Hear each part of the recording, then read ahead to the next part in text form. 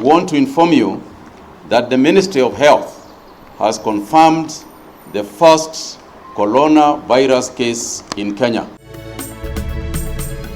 Bũrũri wa Kenya kũingira ithabu-inĩ rĩa mabũrũri mangĩ thĩinĩ wa thĩ marĩa marĩkĩtie kũgĩa na mũrimũ wa coronavirus, na one thutha wa mũirĩtu ũmwe gwĩkĩrwo mũkonde gũkorwo naguo.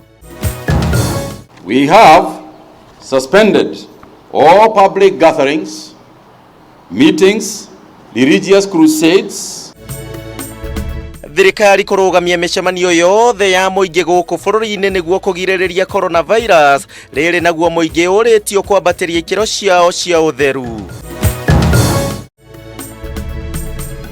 Na magana maingĩ marũmĩrĩria kĩama gĩa KANU kuma Mount Kenya kũgĩa na mũcemanio na seneta wa Baringo Gideon Moi itemi-inĩ rĩa kũriũkia kĩama gĩkĩ.